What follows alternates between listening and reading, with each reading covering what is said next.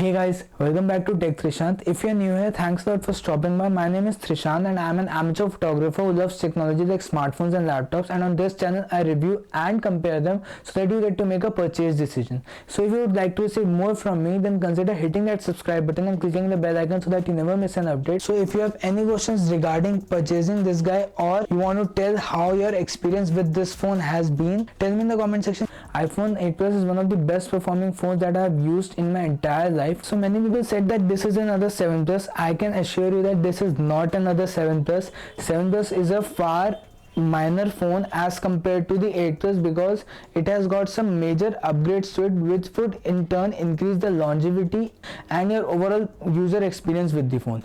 Now without further ado, let's carry on with the review. So the first thing is the design and the build quality. So I've got the space gray color here and it's the 64GB variant. It also comes in 256GB. The biggest design change from the 7 Plus to the 8 Plus has been the glass back, which also enables wireless charging, making it the first iPhone to have the wireless charging feature. Apple was pretty late with it, but it now has it. The finishing given by Apple with the aluminum frame and the glass back is so good that the experience of holding this phone right now in the hand is really comfortable. Speaking of the ports, it has got the lightning port which also enables fast charging, but the fast charger doesn't come in the box and it doesn't have a headphone jack. But if you still like to use the old school wired headphones, then the adapter comes within the box. It comes in at a weight of 202 grams, which makes it one of the heaviest iPhones that Apple has ever made, and you feel it in the hand, especially if you're coming from more compact phones like the S8 or the S7 Edge or more like that. So it has got dual stereo speakers, and in terms of sound quality you would have no disappointments because it has clear sound and good bass. It has got the single nano SIM slot and Touch ID 2.0. Now it is IP67 water and dust resistant, which has now become a standard. I recommend using a back case and a screen protector with it because the glass on this, although Apple said that it is one of the most durable glass on a smartphone,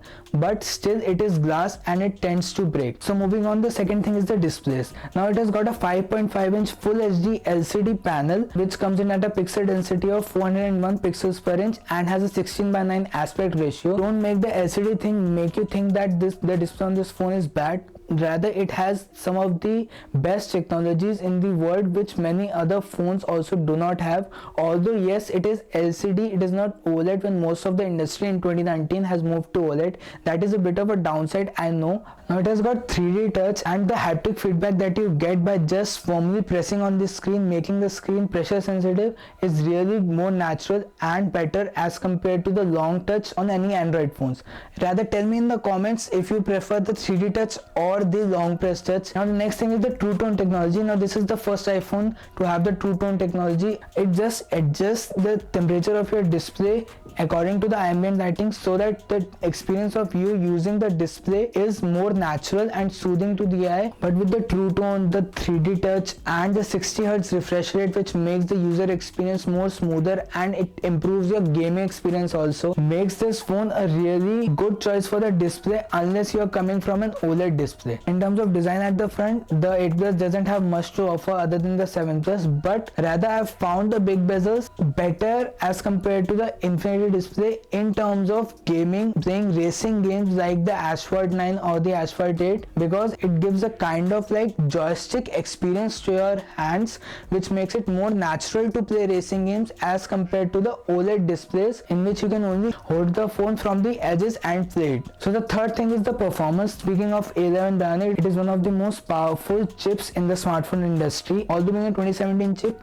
it should be slow, but till now in terms of raw power and in terms of performance, it smashes many new Android flagships just out of the market, whether it be everyday things, video editing, photo editing or gaming, and the Apple A11 GPU, which makes the whole experience of your gaming, whether you play PUBG, Dead Trigger, Asphalt 9 or any other heavy game or even a light game, it makes it far better than any Android smartphone. Take my word for it, in terms of performance, this phone will not at all disappoint you. Trust me on this, that this phone is still performing as it was on day one, which I still can't say about any Samsung or Android phone till I've used till now. Speaking of everyday tasks, it just breezes through them. because of the 4 low efficiency cores, which also in turn improves the battery life on this phone. And let me tell you, the battery life of this phone is one of the best battery life in any smartphone in the industry right now. Although it has the 2691 milliamp hours of battery, and the S9 Plus has 3500 milliamp hours of battery, in terms of battery life, this phone has given me far better battery life as compared to the S9 Plus. Even on heavy users throughout the day, after taking it out of charge at 9 AM in the morning, I get around 15 to 20% battery left at the end of the day. And this chip is made to increase the life of your phone. So if you are getting this phone, you are pretty ensured that you are still getting a phone which will go on keep performing amazingly for another 2 to 3 years more. Now the fourth thing is the camera.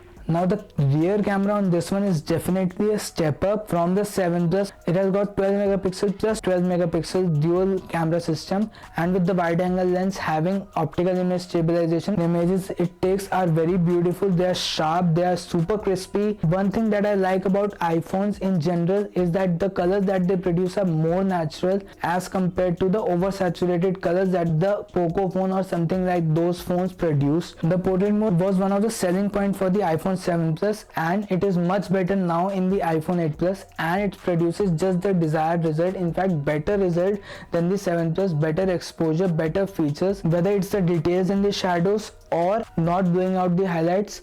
This phone does it all. It has a very great dynamic range, whether it's nature photos, landscape, cityscape, or any kinds of photo that you want to take. You just point your camera and shoot, and this phone produces beautiful and amazing results. Front camera, yes, it's a downgrade. It's the same camera as the 6 Plus and the 7 Plus had, the 7 megapixel with f2.2 aperture. It should have been an upgrade. I'm disappointed with Apple for that because they haven't upgraded their front camera in a long time now. The low light performance of this phone is really good, and when using the flash, the things just get more better in low light because the True Tone flash makes the image look like more natural. Now in terms of video, it's a big step up. It now does 1080p at 240 frames per second and 4K at 60 frames per second, and the quality of the video is so much better as compared to the 7 Plus. And the Samsung phones also have a limit when recording the 4K at 60 video or even a slow-mo video. That is not the case in that you can record 1080p at 240 frames per second for any amount of time. Same is the case for 4K 60, any video you want to shoot. I have absolutely no complaints with it except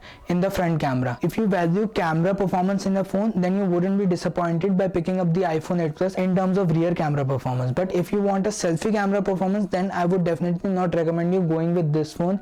And if you want the iOS experience, then go with the iPhone XS or the XS Max, which has far better camera features as compared to the 8 Plus. Now the fifth thing is the software experience. First of all, it is far more secure and your private data is far more protected as compared to any Android phone. In fact, Android doesn't provide that level of security that iOS provides in your smartphone. The RAM management of iOS is so much better and far more optimized. At the conclusion, I would like to say, what are you getting? You're getting one of the most powerful chip on the smartphone, one of the best camera performing smartphone, one of the best battery life in a smartphone ever, one of the most secure mobile OS in the world. Tell me in the comment section whether you also think this is one of the most underrated and one of the most best performing smartphone in the world right now. So that's it for this review. I hope you enjoyed this video, and if you did, then give this video a big like and share this video with your friends and family. Till the next time, have fun, keep loving technology, keep coming back to Tech Trishan. This is Trishan signing off.